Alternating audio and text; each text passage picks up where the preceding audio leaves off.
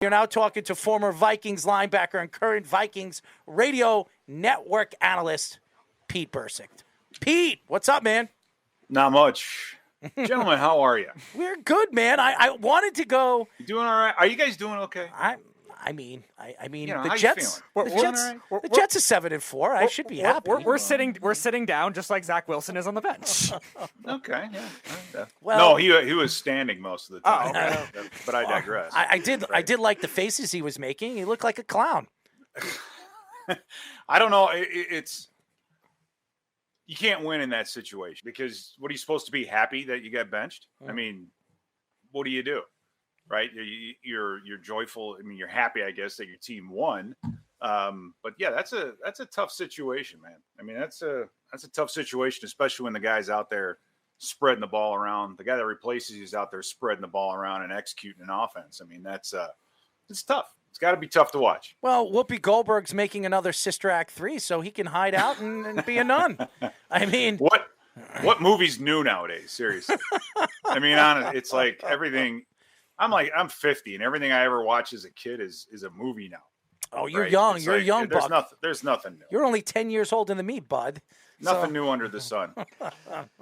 Yeah, well, really, you don't look a day over 30. Well, thank you. I love that. I love him even more, even though in a few moments he's probably going to bite my head off. I heard what you said about earlier, so it's all right. I mean, everybody's entitled to their own opinion.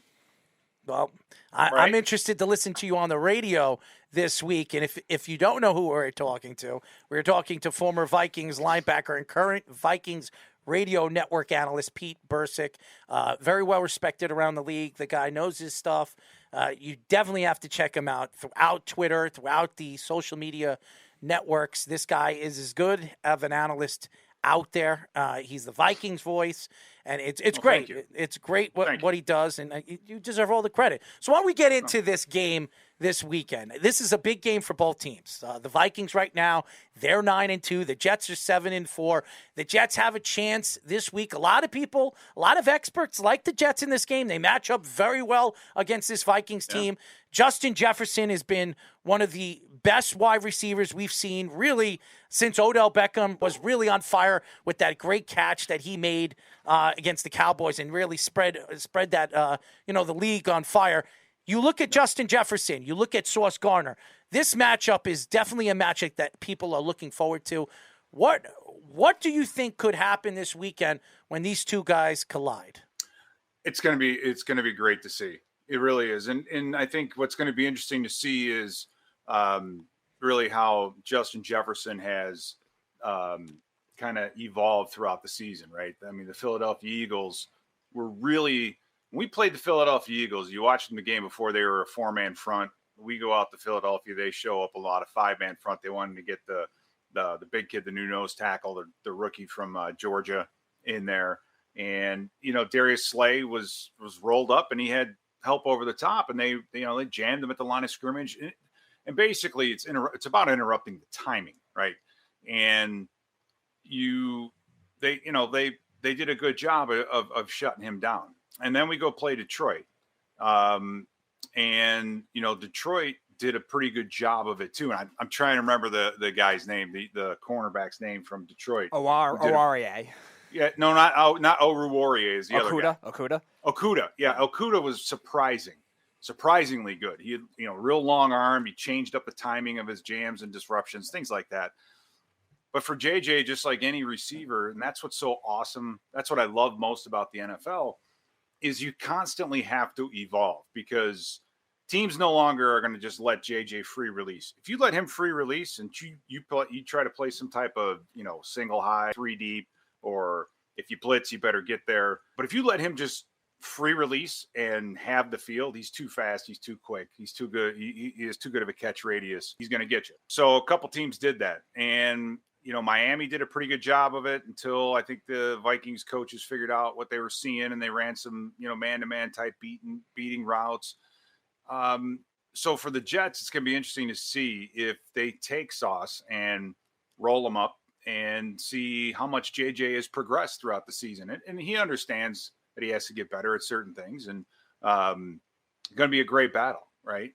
It's going to be a really, really good battle. it's going to be interesting to see. The Bears kind of threw his way a little bit on Gardner, especially a couple, the touchdown to Claypool could have been caught, what it should have been caught. So I think there's opportunity. It's just going to be very interesting. It's a very compelling reason to watch this football game. Not only do you have two possible playoff teams, but I mean, who would have thought last time we talked was like in August? Yep. Yeah, right before the season. Who would have thought we would have been talking now, other than seeing it on a schedule and saying we got we got a potential. I mean, we could win the division this weekend if we win. I say the Vikings win and the Detroit Lions lose. Think about that. I mean, and you guys are in the mix of it. You guys being the New York Jets. Never would have thought of it. I mean, I could kind of see our end of it, but as far as you and the Jets, you've got to be just thrilled. Well, I did tell you that I thought the Jets were going to be in a playoff contingency when this game was going to happen. I thought it was going to be very, very important, this game. And I didn't know how Minnesota was going to be. I didn't know. And I got to give you credit for that because you've been saying that, I think, before every season for the last 15 years.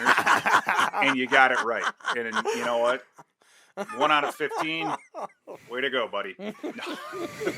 It's only a matter of time. No, they've done a good job. And you guys, I mean, and I'm like interested to talk to you guys too, just as much to get some information out of you guys. Absolutely. But a very aggressive, fast, probably the fastest defense I've seen on film. Offensive line. They're not road graders, but they're athletic, right? They position block well. They outside zone block very, very well. That's going to be the key. How are you going to do that on a 3-4?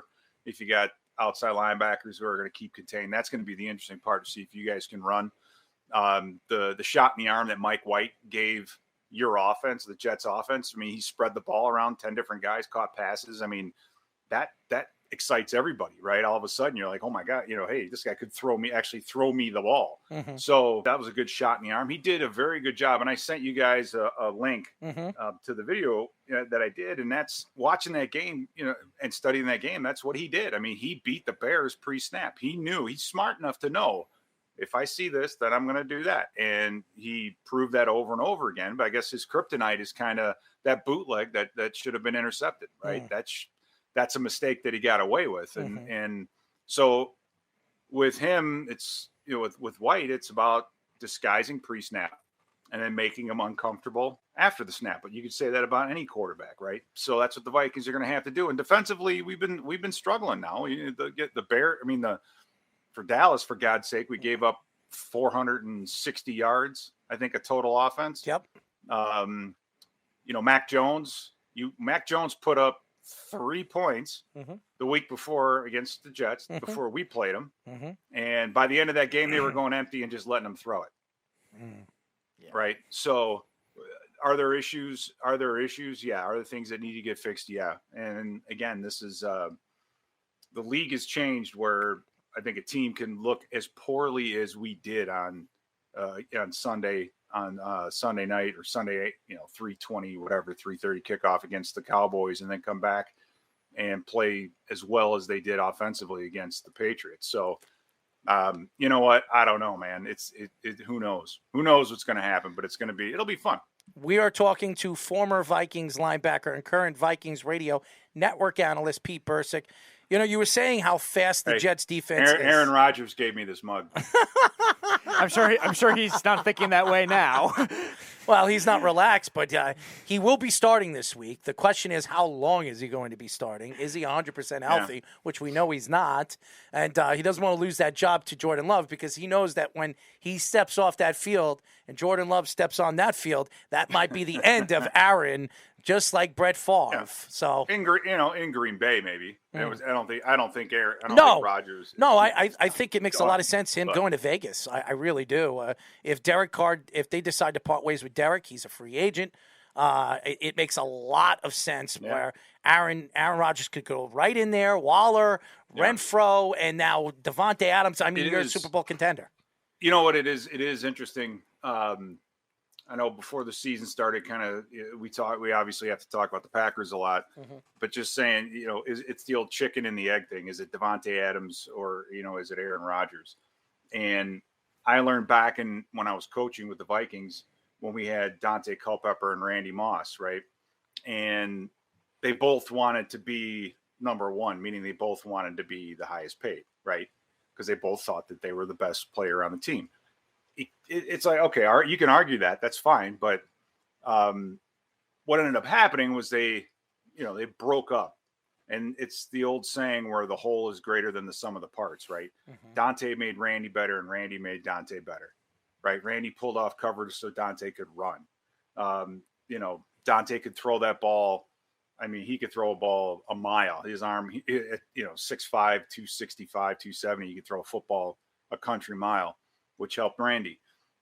And Randy's career turned out just fine. But it's like, what if those two would have just stayed together, right? And you think about the same thing with Adams and Rodgers, because the Packers did so much schematically to get Davante Adams the football. I mean, they did a ton. And Rodgers was good enough to get it to him. The two of them were always on the same page. And the thing about Rodgers that's so dangerous is that, and when I heard you guys talking about the Chiefs, and you think about the Chiefs and what they're doing, and it's like, well, the quarterback scrambles, but he doesn't scramble to run, right? Like Justin Fields. It's like you want to pull Justin Fields aside and say, listen, dude, keep running like you're running, but just don't keep running. Stop and throw it. Right? You need one of those signs like Forrest Gump. Because you just can't survive in this league getting hit like you do. You may be able to survive 8 games, 10 games, maybe one season, but you're shortening your career by that. And if you can scramble and move like you can and beat somebody deep, you're going to slow. If you can move in the pocket, you're going to slow the pass rush down. Defensive lines do not go into Green Bay and rush, or at least they used to when Davante was there, but they don't rush Aaron Rodgers the same way they do Kirk Cousins. Kirk Cousins, they're like, we're pinning our ears back. We know where he's going to be. We can play 2-man behind it, no problem. Aaron Rodgers, he'll move and extend plays, and the receivers know exactly what to do. He knows exactly where they're going to go, and he could burn you on it. So that's how you extend your career, right? So for Fields, it's like, okay, he's an unbelievable athlete. I mean, the guy's unbelievable. It's just, dude, you gotta throw the football and make teams pay.